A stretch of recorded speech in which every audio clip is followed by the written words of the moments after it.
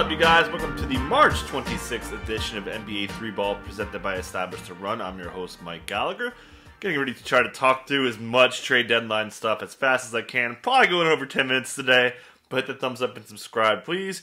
As let's get to the news. We're going to talk some trades, obviously, and some teams we couldn't really talk about earlier. Now we've got a clearer picture of what they look like. Going to start with Orlando and decimating their roster. So, I mean, just look at this front court. They're just so thin up front. You got Wendell Carter Jr., who's probably going to play a lot of 4.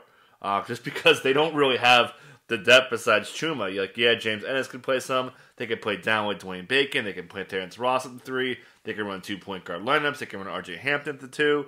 So, they definitely have to kind of run smaller in certain matchups. So, yeah, like I was saying earlier, Wendell's in such a great spot. Like, his upside on minutes is through the roof compared to where it was. So, I really want to see him shine, really want to see him operate.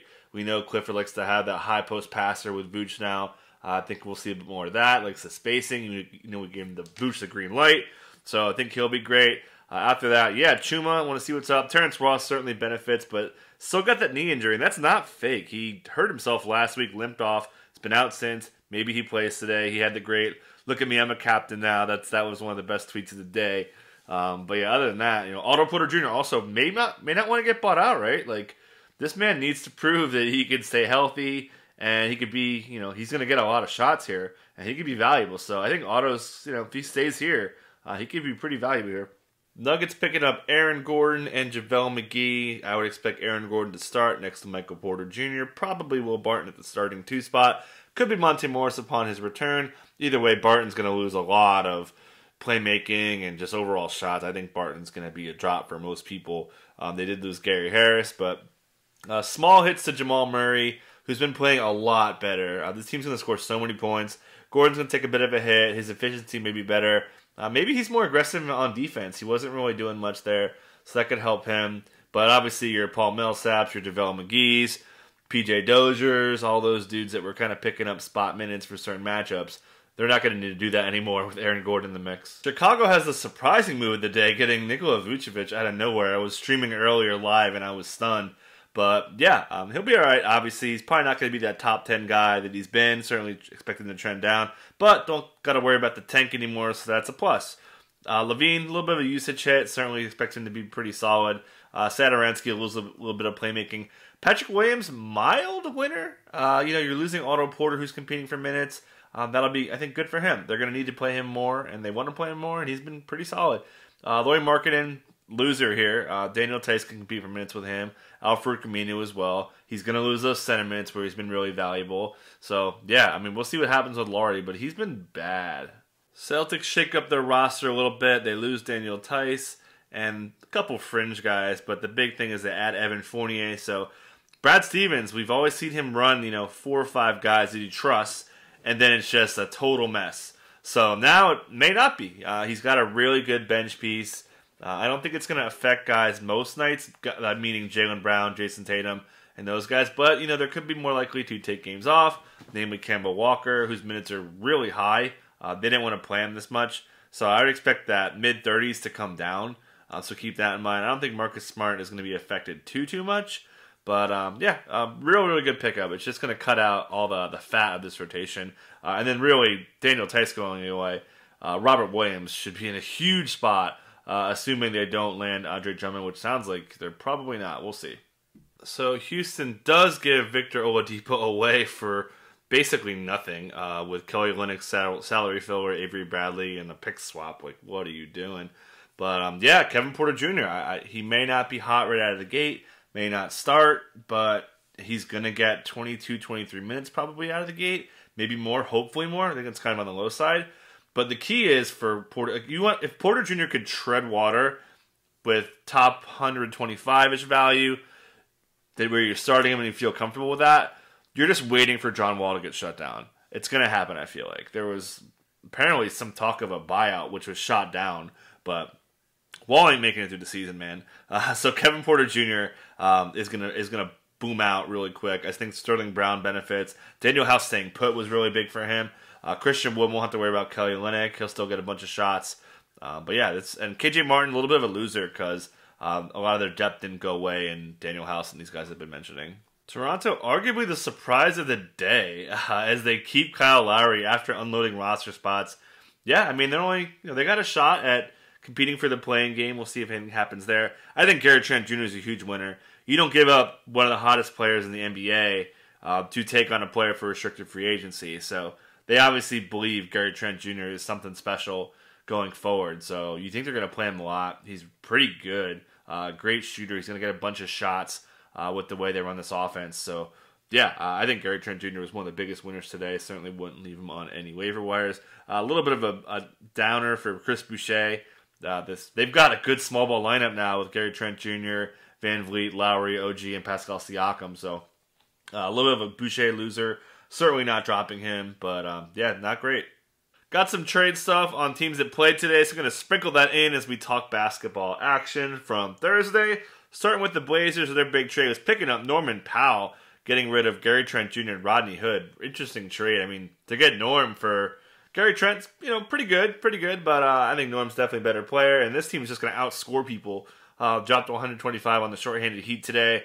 So, yeah, great stuff. Norm's going to lose a lot of value, though. You're competing with way more shooting. And also, Jusuf Nurkic is expected to return tomorrow. So, Enes Kanter kind of going out with a bang this week. He's had some big games, but that'll dip. We know Nurkic is going to have a cap on him.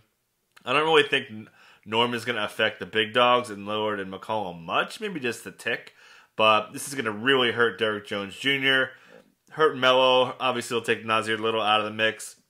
Same with Anthony Simons once he gets up to speed. But yeah, I mean, the Blazers, man, they've been making some really great trades on how they're putting this roster together. Miami drops this one without Jimmy Butler, but they are the big winner today, getting Victor Oladipo basically for free. DeMarcus Aldridge basically for free when he clears his buyout stuff, which happened today. And they got Nemanja Bjelica, another shooter that they kind of want as a 4-5 man. So, God, what a just destruction. So, Oladipo getting in the mix, that hurts Tyler Hero despite his big game today. That'll also hurt Kendrick Nunn a little bit, Duncan Robinson a lot. So yeah, those guys, they like Tyler Hero. I mean, maybe keep him on your roster just in case he gets hot because this slump was so freaking long. But expect him to trend down. Oladipo is going to be an important piece on this roster. They're looking for defense. He can handle the ball a little bit. Certainly won't affect Jimmy much, other than if he's as long as he's playing. But yeah, great pickups all around. Bam's still going to be fine. Monster game from Bam today. 29, 9, 7, and 5 freaking blocks. 13 to 16 shooting. Just total domination. I don't know how anybody faded Bam today. It was the easiest play ever. Knicks get the win. Nothing really major for them on the trade front. But Mitchell Robinson got the start because Nerlens Noel did not play for a shoulder injury. Sounds minor, but it was really Taj Gibson and the bench. The bench killed the Wizards with Alec Burks leading the way with 27. Manuel quickly hit a big three late. Clutch free throws to ice it. Just great game from him. He's going to trend down, though. As soon as Derrick Rose gets his conditioning up, you got to expect him to get back out there to cut into him. Quiet game from Julius Randle for the most part. Did get hot a little bit later to kind of salvage his game a little bit. RJ Barrett just played a ton. Another guy that was a smash DFS play. Totally comes through here against a Wizards team that can be really vulnerable to perimeter players. Wizards make some pretty inconsequential trades. Mo Wagner getting on the mix. That's to help out Alex Len and Robin Lopez. I don't think Daniel Gafford's going to be able to compete with them like the way Wagner can. Wagner was kind of the comeback kid when they're trailing for offense. Obviously, Gafford's not that. So, mild winners for Alex Len and Robin Lopez. Nothing crazy. Certainly not running the wire for them. Russell Westbrook plays 40 minutes. Stock Festival, 4 blocks, 2 steals, smash play in DFS today. And Rui Hachimura, again, keep talking about it. He wants to be the number 3 guy, and so does the team. And he's been playing great, playing a little bit small ball more. He's been, marvelous. Clippers swap out Lou Williams for Rajon Rondo. Kind of interesting move. I get it. I don't think they really need Lou Williams with the way Terrence Mann and Luke Kennard and these guys have been playing. You'd rather have an organizer like Rondo to kind of help get the offense get set, especially with Patrick Beverley still banged up. But man, Terrence Mann played great. Reggie Jackson on fire, 28 points, hit tough shot after tough shot. Really impressive game from him. Zubats, double-double, 5 blocks. Total smash. Definitely one of the plays of the day for DFS. No Marcus Morris. Kawhi Leonard's got foot soreness, guys. That's a little troublesome. Doesn't sound serious. Obviously, the back-to-back wasn't listed with it initially, and they said it kind of popped up. Maybe they said that to like let you believe that happened, but not great. Anytime Kawhi's on the injury report, you got to be nervous. So Paul George gets 13 boards, really, really active. Also comments from Ty Lue saying he wanted to kind of ramp up minutes as they get closer to the playoffs. So keep that in mind in the games that Paul George and Kawhi, when he's healthy, are facing good teams. You may see 38 minutes, some stuff like that, as they get ready for the playoffs. We know they want to make sure they're ready for the playoffs after last year. The Spurs do not unload their veterans, much to my chagrin. Bad game from Keldon. I wouldn't say he's a drop, but if you're in a shallow league and like Gary Trent Jr. or Wendell Carter Jr. or something like that's out there, I would pull the trigger. Yeah, rough. I thought Keldon would get freed up. I still think he's going to be pretty good, but I think the top 50 upside probably goes away with the lack of moves that didn't happen. But yeah, other than that, nothing much to say. Kings get the win. They get a career-high 44 out of De'Aaron Fox on their way to 141 points. He is good, man. His drive game is not top-notch, but it's up there. It's probably top 10 as far as how good he is at getting downhill and scoring around the basket nowadays. He's been awesome. Halliburton scoring pretty well. Got some depth coming. We got Terrence Davis coming. We got DeLon Wright coming. Obviously, DeLon Wright's value got killed. So you see these Justin James, Kyle Guy minutes. They're going to kind of go away. Maybe DeQuan Jeffrey's going to hang around a little bit when the Monday Bielitsa going away. But certainly, not really worth picking up. Not great per minute. Harrison Barnes probably has a little bit more ceiling upside. Disappointing game in the revenge game, though. Nothing going on for the Dubs, really, trade-wise. Got rid of Marquise Chris. Nothing to say there. He's out for the season. But Big Jim Wyson, man, not great. He was really rusty again today. He'll get it going eventually, but the role he has to be better. Draymond Green didn't play. Juan Toscano-Anderson got real hot to start. Not really buying that. Draymond's just sick, so maybe keep him on your roster. Ward has got a back-to-back today. Andrew Wiggins, great smash spot, kind of came through with 26, 10, and 4.